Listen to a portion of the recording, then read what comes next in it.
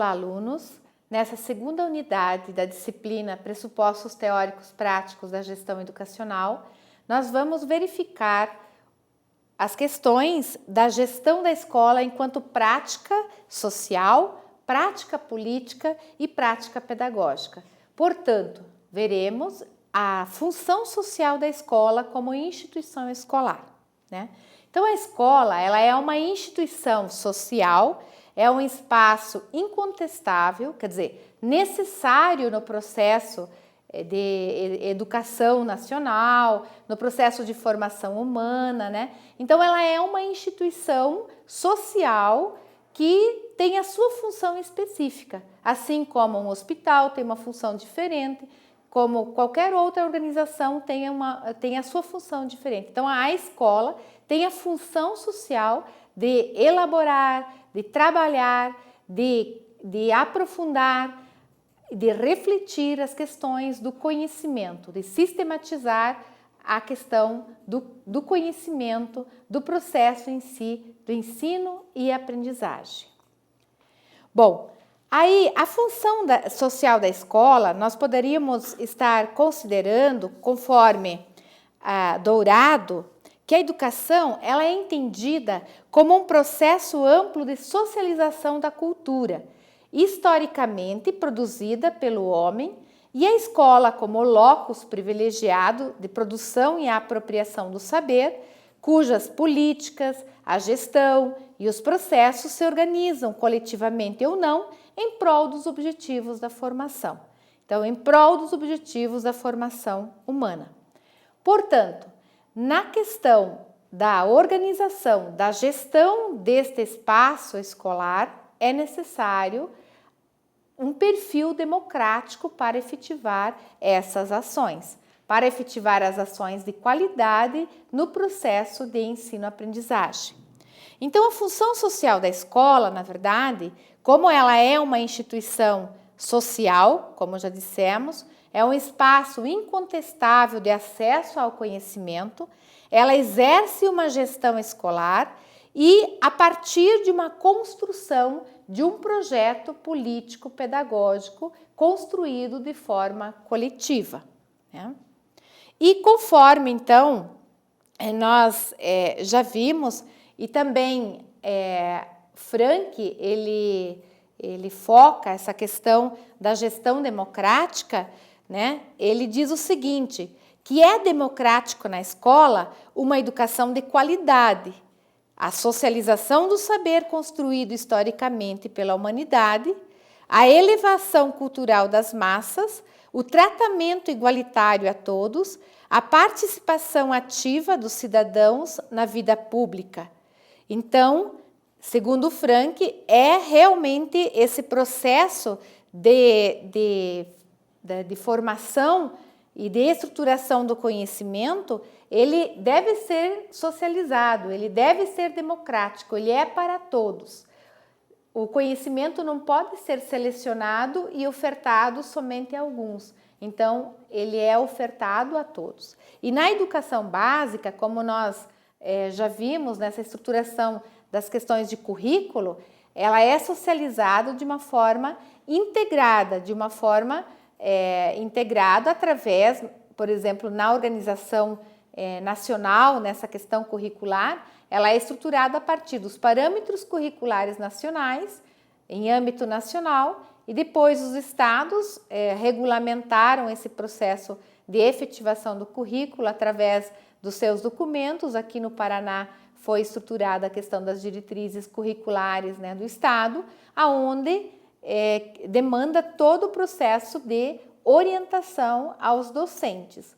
Então, o que eu quero dizer? Que, na verdade, todo aluno que está estudando em uma determinada série ou na educação básica, desde a educação infantil, ensino fundamental e ensino médio, tem direito ao acesso a esses conteúdos, tem direito a acesso a todo esse processo de formação que já foi estruturada e já foi sistematizada, na verdade, em âmbito histórico, mundial e etc.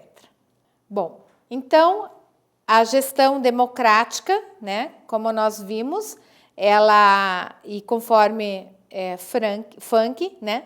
Ela, de certa forma, estrutura e gerencia, possibilita o exercício da cidadania, a participação dos profissionais e da comunidade escolar, a autonomia da gestão administrativa e pedagógica, a mobilização dos segmentos, né, de gestão a partir de suas várias instâncias colegiadas, como o Conselho Escolar, a PMF, Grêmio Estudantil e também Conselho de Classe, e a construção coletiva do projeto político-pedagógico.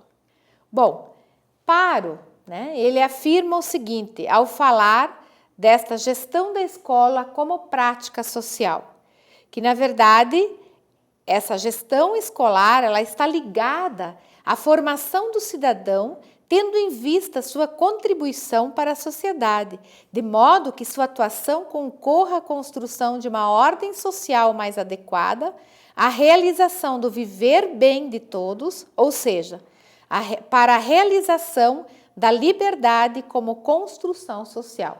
Então, independentemente de classe social, todo ser humano, todo cidadão brasileiro tem direito às questões da educação, às questões, né, do conhecimento teórico já construído ou que vai ser construído, né, até pelo processo, né, da valorização da pesquisa, ele está sendo construído pelo próprio aluno, né? Então, e a gestão, na verdade, como prática pedagógica, né, nas questões realmente de efetivação do trabalho pedagógico, segundo Libânio, né, na dimensão pedagógica da gestão, existem 2 momentos relevantes para o desenvolvimento da autonomia discente, né, da autonomia do aluno. A organização do espaço-tempo na sala de aula e o outro momento é a participação discente nas tomadas de decisões. Então, reforçando, primeiro momento, né, dessa autonomia discente do aluno, ela se dá a partir do ele estar dentro do ambiente da escola, dele estar no espaço da sala de aula, onde ele pode pronunciar, ele pode se manifestar, né, no seu pensamento, na sua construção, ele tem essa autonomia. E o segundo momento é nas questões das tomadas de decisão, relacionado à questão da organização, da gestão estudantil efetivada, principalmente nas questões do Grêmio Estudantil. Bom, e aí Libânio afirma, os membros da escola criam, recriam nas suas relações e na vivência cotidiana, podendo modificar a sua cultura instituída. Então, a própria escola, ela já tem uma cultura, de certa forma, estruturada na sua dinâmica de organização escolar, mas com a demanda de novos alunos, a demanda de novos professores, a demanda de um perfil diferenciado, muitas vezes, de membros que fazem parte desse ambiente escolar, vai criar, no decorrer da sua história, uma nova cultura. Bom, e aí a gestão, então nós já vimos a gestão no ambiente da escola como prática social, a gestão no ambiente da escola como prática pedagógica e agora veremos, então, a gestão da escola como prática política. Bom, como prática política, nós sabemos que a escola, como ela é democrática, ela tem as instâncias colegiadas, né, tanto do Conselho Escolar, da PMF, que é a Associação de Pais, Mestres e Funcionários, do Grêmio Estudantil e do Conselho de Classe, que é o colegiado da representatividade maior dos docentes para organizar e discutir, decidir as questões pedagógicas mais específicas realizadas no âmbito das salas de aula. Bom, e aí, então, Souza, né, ele afirma o seguinte sobre a gestão como prática política. A gestão democrática é compreendida, então, como um processo político através do qual as pessoas que atuam na ou sobre a escola identificam problemas, discutem esses problemas, deliberam novas ações, planejam novas ações, encaminham, também acompanham, controlam e avaliam esse conjunto de ações voltadas ao desenvolvimento da própria escola na busca de soluções daqueles problemas. Então, Souza reforça essa afirmativa a partir de situações, problemas, mas a própria organização, a dinâmica da escola, como, por exemplo, a organização de um calendário escolar. Então, o calendário escolar, geralmente, ele é organizado no período de setembro, outubro de cada ano, projetando as ações, as atividades escolares para o ano subsequente. Então, essas ações é importante que sejam discutidas também de forma coletiva no âmbito da escola e sejam aprovadas no âmbito dos colegiados, principalmente no colegiado do Conselho Escolar. Então, para que essas ações, vias e fatos, sejam comprometidas, efetivadas posteriormente no ano seguinte e comprometidas por toda a comunidade escolar. Então, para que, por exemplo, tantas ações, não só de datas de conselho de classe, datas de eventos da escola, mas como o início do ano letivo, período de recesso, etc., também devem ser discutidas de forma coletiva.